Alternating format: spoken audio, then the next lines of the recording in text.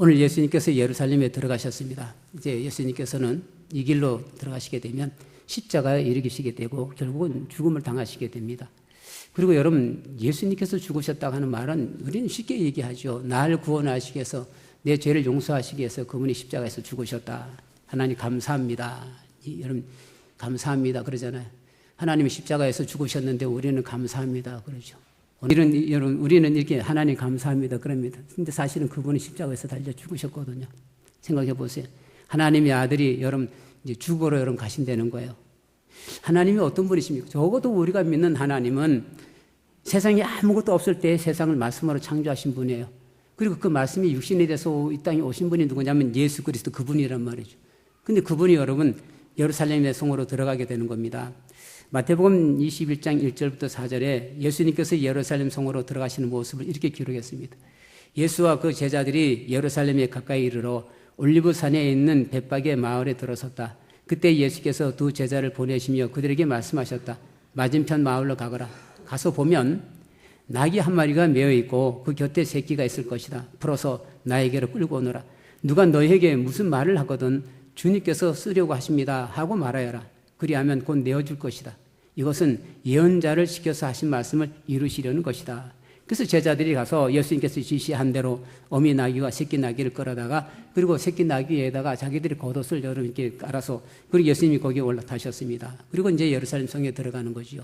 큰 무리가 여러분 예루살렘에 있는 모든 성물이 나와가지고 길에다가 자기들이 겉옷을 깔고 그리고 여러분 나뭇가지를 깔고 그리고는 주님을 찬양하는 겁니다.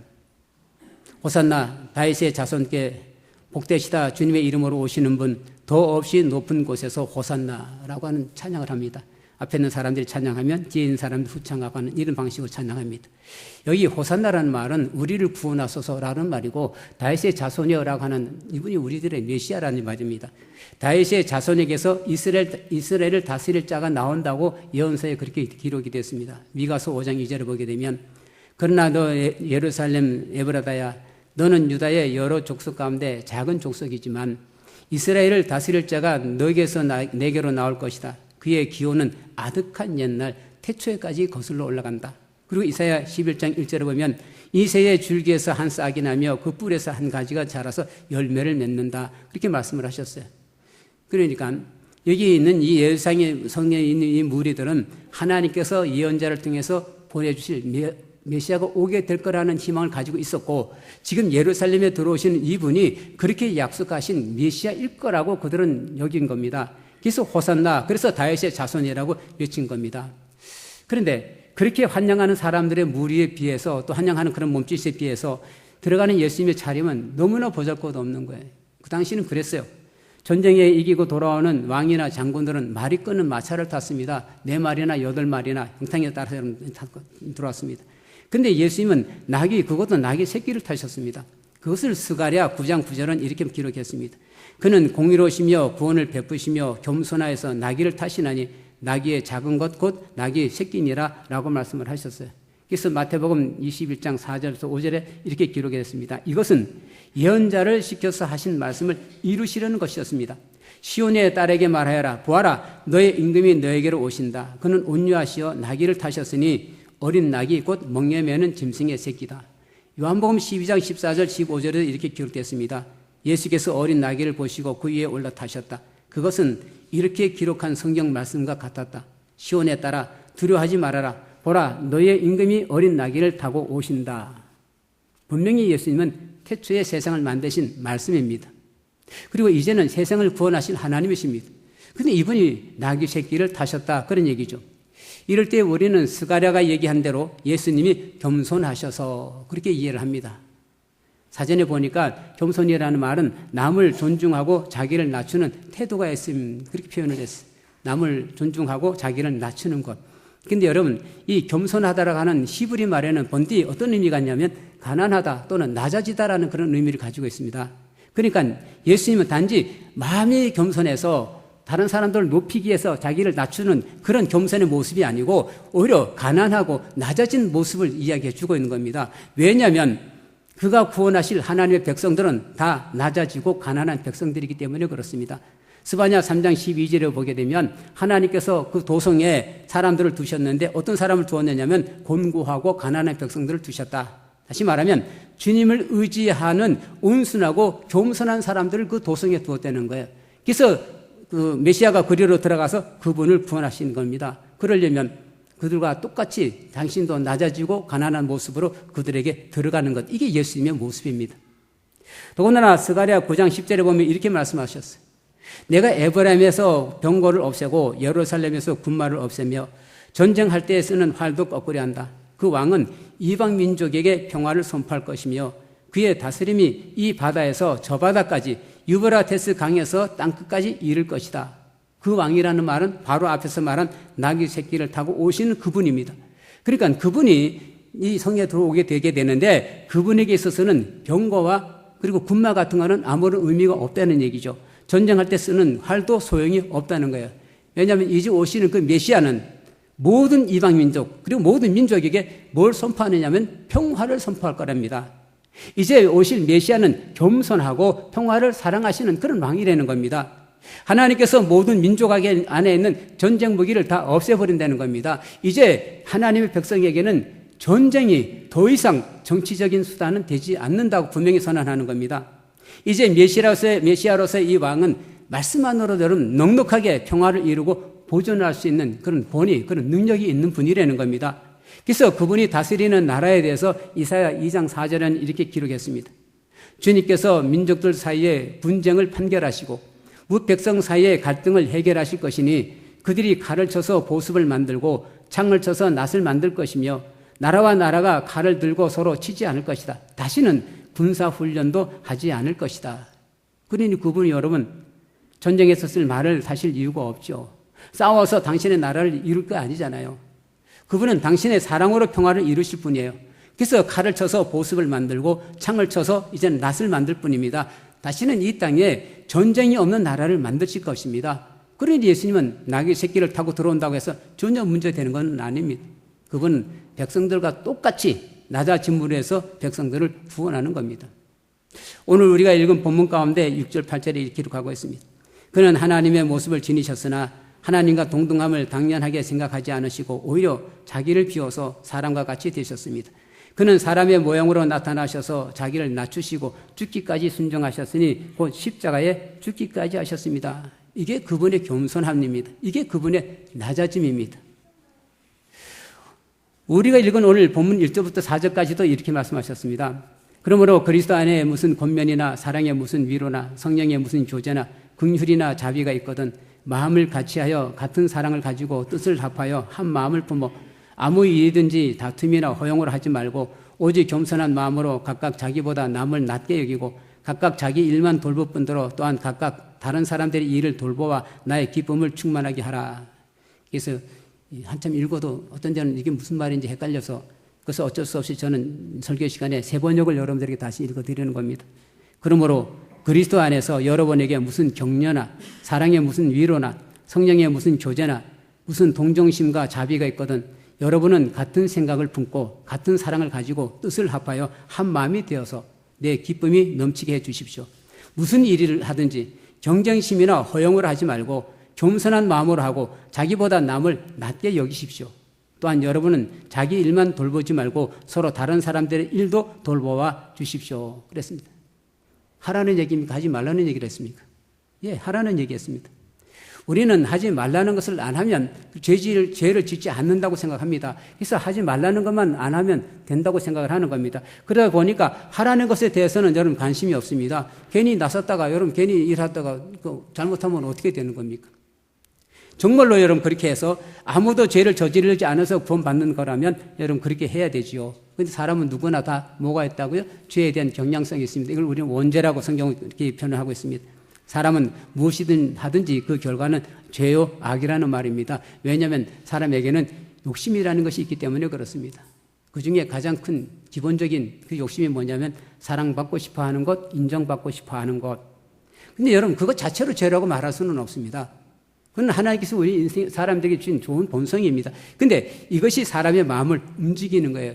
이것이 사람의 마음을 죄로 이끄는 겁니다. 이것을 요한 1서 2장 15절 16절에 이렇게 기록했습니다. 여러분은 세상이나 세상에 있는 것들을 사랑하지 마십시오. 누가 세상을 사랑하면 그 사람 속에는 하늘 아버지에 대한 사랑이 없습니다. 세상에 있는 모든 것, 곧 육체의 욕망과 눈의 욕망과 세상 살림살이에 대한 자랑은 모두 하늘 아버지에게서 온 것이 아니라 세상에서 온 것이기 때문입니다. 이 세상도 사라지고 이 세상의 욕망도 사라지지만 하나님의 뜻을 행하는 사람은 영원히 남습니다. 사랑하는 성도 여러분, 우리가 제대로 산다고 하는 그런 말을 많이 하죠. 좀 제대로 살아라. 부모님들 자녀들에게도 그렇게 말합니다. 그런데 그렇게 말하는 부모님들은 제대로 사는지 제가 잘 모르겠어요. 우리가 제대로 산다고 하는 말은 뭔 말이냐면 하나님의 뜻을 행하는 것, 그게 제대로 사는 거예요. 그렇게 해서 우리가 할 수 있는 것은, 그렇게 제대로 살기 위해서 우리가 할 수 있는 것은 그리스도를 닮아가는 겁니다. 예수 그리스도를 닮아가는 겁니다. 그것을 오늘 본문은 예수 그리스도의 마음을 품으라는 겁니다. 그리고 예수 그리스도의 마음이 뭐냐면 낮아짐이라는 겁니다. 그분은 하나님이시지만 오히려 자기를 비워서 종의 모습을 취하고 사람의 모양과 같이 됐습니다. 그리고 자기를 낮추시고 죽기까지 순종하셨는데 곧 십자가에 죽기까지 하셨다라고 기록하고 있습니다. 종료주일입니다. 예수님께서 오늘 예루살렘으로 들어가셨습니다. 그러나 그 길은 영광의 길이 아닙니다. 사람들이 나와서 뭐 종려나무 흔들고 겉옷을 펴서 길에 깔았다고 해서 그거는 영광의 길이 아닙니다. 물론 하나님이시기에 당연히 영광을 받으셔야 하지만 오히려 예수님께서 가신 그 길은 십자가를 향해서 가는 길입니다. 사실 어떻게 보게 되면 안 들어가셔도 됩니다. 그냥 갈릴리 호숫가에서 복음을 전하시면 됩니다. 하나님 나라는 이런 거다라고 말씀하시면 됩니다. 병자들을 고치고 귀신 들린 자리에서 귀신을 쫓아내게 되고 그리고 가난한 이들에게 복을 주시며 그렇게 살면 됩니다. 그렇다고 누가 와서 잡아갈 일은 없습니다. 그러나 그분은 예루살렘으로 가셨습니다. 예수님은 그 길이 죽음의 길이라는 것도 압니다. 일찍이 제자들에게 자기가 예루살렘으로 올라가야 되며 장로들과 대제사장들과 율법학자들에게 많은 고난을 받고 죽임을 당해야 되며 사흘째 되는 날에 다시 살아나야 된다는 이 말씀을 미리 해주셨어요. 그런데도 예수님은 그 길, 바로 그 예루살렘으로 들어가시는 겁니다. 왜 그러셨겠습니까? 왜 예수님은 예루살렘으로 들어가셨겠습니까? 사랑하는 성도 여러분, 로마서 6장 23절에 이렇게 기록하였습니다. 죄의 싹은 죽음이요 하나님의 선물은 우리 주 예수 그리스도 안에서 누리는 영원한 생명입니다. 그렇습니다. 죄의 싹은 사망입니다. 죽음입니다. 그러니까 죄를 짓는 모든 사람들은 다 죽어야 된다는 말입니다. 그렇다면 정작 죽어야 할 사람들은 주님이 아니라 우리입니다. 왜? 우리는 죄인이기 때문에 그렇습니다. 창세기 3장 1에도 사람은 죄인입니다. 나는 죄인이 아니다라고 말할 사람은 한 사람도 없습니다. 그런데도 많은 사람들이 나는 죄인이 아니다라고 말합니다. 그렇죠, 뭐 여러분. 누구든지 그렇습니다. 저도 정말 죄인이 아니었으면 좋겠습니다. 그래서 영원히 불타는 불바다에 던져지는 그런 사람이 아니었으면 좋겠습니다. 그러나 아무도 죄인이 아닐 수가 없습니다. 그렇게 우리는 죄인이고 그렇게 우리는 죽어야 할 사람인 겁니다. 아니, 우리는 이미 하나님을 알지 못하고 하나님을 떠났기 때문에 이미 죽은 사람입니다. 그런데 하나님이 아들이 오신 거예요. 그리고 그분이 우리를 대신해서 죽임을 당하셨어요. 바로 여기 이 십자가 위에서 말입니다. 그리고 우리에게 뭘 주셨냐면 영원한 생명을 주셨습니다. 그래서 이사야 53장 4절 6절은 이렇게 그분의 고난에 대해서 말합니다. 그는 실로 우리가 받아야 할 고통을 대신 받고 우리가 겪어야 할 슬픔을 대신 겪었다. 그러나 우리는 그가 징벌을 받아서 하나님에게 맞으며 고난을 받는다고 생각하였다. 그러나 그가 찔린 것은 우리의 허물 때문이고 그가 상처를 받은 것은 우리의 악함 때문이다. 그가 징계를 받음으로써 우리가 평화를 누리고 그가 매를 맞음으로써 우리의 병이 나았다. 우리는 모두 양처럼 길을 잃고 각기 제 갈 길로 흩어졌으나 주님께서 우리 모두의 죄악을 그에게 지우셨다. 그러셨어요. 예수 그분이 고난을 당하신 것은 우리 때문이라는 겁니다. 예수 그래서 그분이 죽은 것도 우리 때문이라는 겁니다. 당연히 우리가 우리의 죄 때문에 죽어야 되는데 그분이 여러분 우리의 죄를 대신해서 죽으셨다고 말씀하고 있습니다. 민수기 21장 4절에서 나오는 장대에 높이 달린 노뱀 얘기를 우리는 합니다. 그래서 누구든지 불뱀에 물린 사람이 죽을 수밖에 없는 사람이 그 노뱀을 쳐다보면 살아났듯이 누구든지 죄로 말미암아 영원히 죽을 수밖에 없는 사람들이 십자가 달리신 예수 그리스도를 쳐다보게 되면 살아나게 하셨습니다. 영원히 불타는 그 불바다에 던져질 사람을 살려주시고 영원한 생명을 주신 겁니다. 그것이 예수 그리스도 그분이 낮아진 이유고 예루살렘으로 들어간 이유입니다. 그래서 예수님은 마가복음 10장 45절에서 이렇게 말씀을 하셨어요. 인자가 온 것은 섬김을 받으러 온 것이 아니라 섬기러 왔으며 많은 사람을 구원하기 위하여 치를 몸값으로 자기 목숨을 내주러 왔다. 그리고 제자들에게 그리고 이 말씀을 읽는 오늘 우리들에게도 이렇게 말씀을 하셨어요. 마가복음 10장 42절 44절까지. 너희가 아는 대로 이방 사람들을 다스린다고 하는 사람들은 백성들을 마구 내리누르고 고관들은 백성들에게 세도를 부린다. 그러나 너희끼리는 그렇게 해서는 안 된다. 너희 가운데서 누구든지 위대하고자 하는 사람은 너희를 섬기는 사람이 되어야 하고 너희 가운데서 누구든지 으뜸이 되고자 하는 사람은 모든 사람의 종이 되어야 한다. 역설이죠. 역설이라는 말은 일반적으로 옳다고 하는 것, 그런데 거기에 대해서 반대적으로 표현하는 것을 역설이라 그럽니다. 그러니까 여러분, 높아지려면 자꾸 올라가야 됩니다. 높아지려면 자꾸 올라가야 됩니다. 지붕 위에 올라가기 위해서 사닥다리를 놓으면 여러분 자꾸 올라가야 되죠. 근데 지붕 위에 올라가자고 사닥다리 놓고서는 자꾸 내려가야 된다고 얘기하게 되면 이게 역설인 겁니다. 그래서 이방 사람들, 예수 믿지 않는 사람들, 하나님 믿지 않는 사람들은 그렇게 한답니다. 백성들을 마구 내리누른답니다. 백성들에게 세도를 부린답니다. 그러므로 인해서 그들은 자꾸 높아지려고 그런답니다. 근데 예수님께서는 그렇게 하지 말라 그렇게 말씀하셨어요. 자꾸 높아지려고 하는 것은 하나님을 믿지 않는 이방 사람들, 그것도 백성을 다스린다고 말하는 사람들, 고관들이나 그렇게 하는 것이지 하나님을 믿는 사람들은 그렇게 하는 게 아니라고 말씀하셨습니다. 그러면 하나님을 믿는 하나님의 사람들은 어떻게 해야 됩니까? 낮아지라고 말씀하셨어요. 너희 가운데서 누구든지 위대하고자 하는 사람은 너희를 섬기는 사람이 되어야 하고 너희 가운데서 누구든지 으뜸이 되고자 하는 사람은 모든 사람의 종이 되어야 된다. 여기 너희 가운데 너희는 여기 누구냐면 바로 예수 믿는 사람들이에요. 예수님을 따르는 사람들, 바로 여러분과 저를 말하는 겁니다. 이것도 우리는 사실 받아들이기가 어렵습니다. 세상에 이런 말이 있습니다. 걷는 놈 위에 뛰는 놈이 있고 뛰는 놈 위에 나눈 놈이 있다. 여러분 이게 세상입니다. 이게 세상이에요. 이게 이렇지 않으면 여러분 우리가 살아갈 수가 없어요. 남들보다 여러분 더 빨리 뛰어야 되고요. 남들보다 높이 뛰어야 되고요. 이게 세상이에요. 근데 예수님은 오히려 우르고 낮아지라고 말씀하십니다. 섬기라고 말씀하십니다. 아예 종이 되라고 그렇게 말씀을 하십니다. 비유 하나가 있어 들려고 그러는데 누가복음 14장 7절에 보게 되면 초청받은 사람들에 대한 이야기가 나옵니다. 초청받은 사람들은 어떻게 하든지 간에 여러분 윗자리에 앉으려고 애를 씁니다. 남들이 이렇게 쳐다보는, 우러러보는, 존경받는 그런 자리에 앉으려고 애썼습니다. 그래서 예수님께서 말씀하셨어요. 거기 8절부터 11절까지. 너가 누구에게 혼인잔치에 초대를 받았거든 높은 자리에 앉지 마라. 혹시 손님 가운데 너보다 더 귀한 사람이 초대를 받았을 경우에 너와 그를 초대한 사람이 와서 너더러 이분께 자리를 내드리시오 하고 말할지도 모른다. 그러면 너는 부끄러워하며 가장 낮은 자리로 내려앉게 될 것이다. 너가 초대를 받거든 가서 맨 끝자리에 앉아라. 그리하면 너를 청한 사람이 와서 너더러 친구요 윗자리로 올라오시오 하고 말할 것이다. 그때에 너는 너와 함께 앉은 모든 사람 앞에서 영광을 받을 것이다. 누구든지 자기를 높이면 낮아질 것이요 자기를 낮추면 높아질 것이다. 사랑하는 성도 여러분, 오늘 우리가 읽은 본문 말씀이 그러셨습니다. 하나님의 아들이 그렇게 낮아지셨답니다. 자기를 비워서 종의 모습을 취하시고 사람의 모형으로 나타나셔서 나기를 낮추시고 죽기까지 하셨으니 십자가에 죽기까지 하셨답니다. 여러분, 그런데 어떻게 됐습니까? 그분이 낮아지셨는데 그리고 어떻게 됐습니까? 9절부터 11절까지.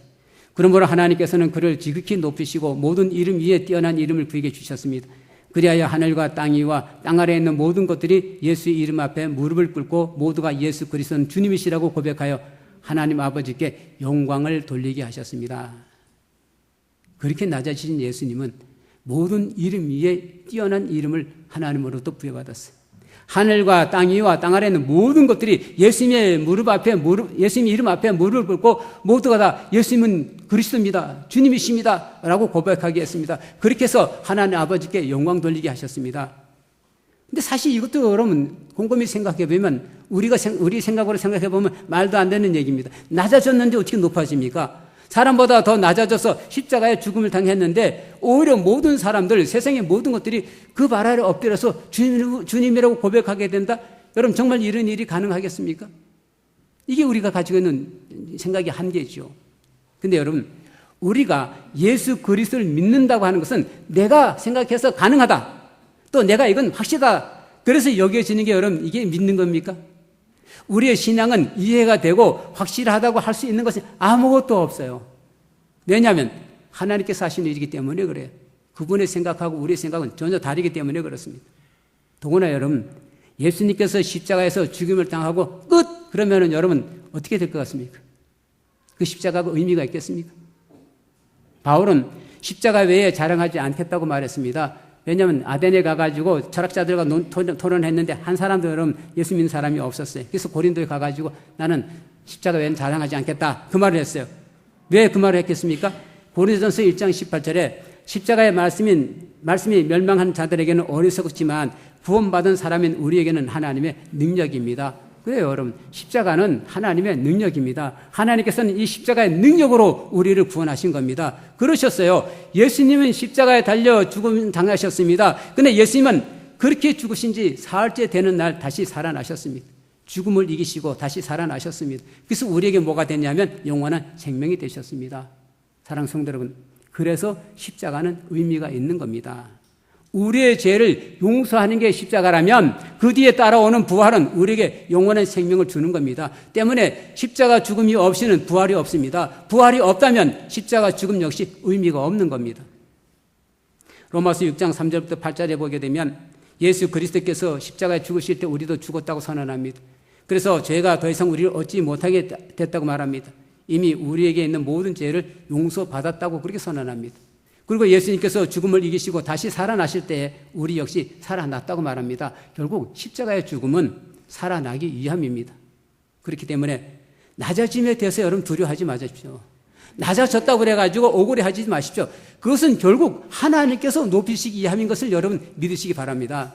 다만 높아진다고 하는 이 말이 여러분 우리가 생각하는 높아짐과 하나님께 약속하신 높음이 다르다고 하는 게 문제죠. 우리가 생각하는 높음은 이렇습니다. 어떻게 하든지 간에 내 스스로 높아지려고 발버둥치는 게 이게 우리의 높음이고 하나님의 높음은 오히려 낮아짐으로 해서 하나님께서 높여주시는 건 이게 높음이라는 겁니다. 그리고 이 높음은 여러분 하나님 나라에서의 구원을 얘기해 주고 있습니다. 또한 이것은 세상에서의 하나님 은혜를 말해 주고 있습니다. 우리는 이렇게 생각하죠. 하나님의 나라 지금하고 나중에 하나님의 나라하고 자꾸 이걸 구분을 하잖아요. 근데 그게 아니에요. 지금과 나중에 하나님이 둘이 아닙니다. 지금 예수 믿고 구원받아서 여기가 하나님의 나라라면 나중에 우리는 하나님의 나라에 들어갈 수 있습니다. 근데 지금은 우리가 예수 믿지 않아서 하나님의 나라가 아니라고 생각하게 되면 나중에도 하나님의 나라에 들어갈 수가 없습니다. 그리고 예수 믿는 사람은 지금 여기서 하나님의 은혜로 삽니다. 하나님께 주신 사랑으로 삽니다. 하나님께 주신 복을 누리며 삽니다. 이것이 여러분 세상에서의 높음입니다. 그렇게 우리는 오늘 본문에서 낮아짐과 높아짐을 동시에 보고 있는 거예요. 이 은혜가 예수 그리스도를 믿고 사는 모든 사람에게 주어지는 겁니다. 그래서 여러분 낮아지십시오. 그러면 하나님께서 여러분을 높여주실 겁니다. 그러고 보면 예수 그리스도 안에서는 낮아짐과 높아짐이 언제나 하나란 말이죠. 낮아짐으로 인해서 높아지고 높아지면 또 낮아져야 되는 겁니다. 일반적으로 사람들이 생각하는 겸손은 다소곳한 마음으로 여러분 이렇게 말하고 행동하는 거라고 여겨집니다. 말하고 싶어도 안 하고 참여하고 싶어도 안 하고 나서고 싶어도 안 하고 괜히 나서서 이래라 저래라 하는 것을 때로는 교만으로 여기기도 합니다. 근데 여러분 겸손은 그렇게 소극적이지 않습니다.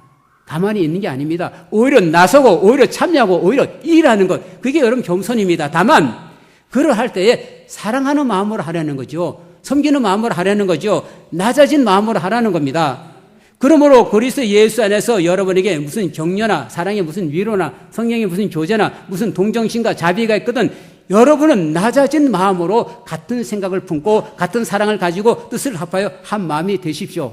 무슨 일을 하든지 경쟁심으로나 허용을 하지 말고 낮아진 마음으로 자기보다 남을 낮게 여기십시오. 또한 자기 일만 돌보지 말고 낮아진 마음으로 서로 다른 사람의 일을 돌보아 주십시오. 거기에 주님의 은혜가 있습니다.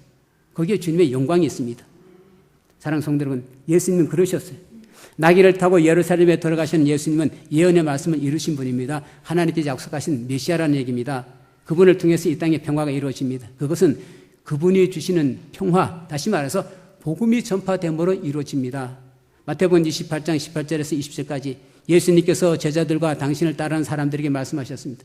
나는 하늘과 땅의 모든 권세를 받았다. 그러므로 너희는 가서 모든 민족을 제자로 삼아서 아버지와 아들과 성령의 이름으로 세례를 주고 내가 너에게 명령한 모든 것을 그들에게 가르쳐 지키게 하여라. 보아라, 내가 세상 끝날까지 항상 너희와 함께 있을 것이다. 그래서 여러분 우리는 복음을 전하는 겁니다. 그래서 세상 모든 사람들을 제자로 삼고 아버지와 아들과 성령의 이름으로 세례를 줘야 됩니다. 그리고 예수님께서 명령하신 모든 것을 가르쳐 지켜야 됩니다. 이때 우리가 가르치고 지켜야 할 것이 뭐냐면 낮아짐이라는 겁니다. 서로 사랑하라는 겁니다. 그래야 예수님께서 선포하신 평화가 이루어지는 겁니다. 이것이 오늘 예수님께서 예루살렘의 성에 들어가신 이유입니다. 이것이 예수님께서 십자가 위에서 죽임 당하신 이유입니다. 이것이 우리가 복음 예수 그리스도를 전해야 되는 이유입니다. 이것이 누구든지 예수 그리스도를 믿어야 하는 이유입니다. 여러분, 예수 그리스도를 믿으십시오. 예수 그리스도 이분이 우리의 영원한 생명이 되십니다.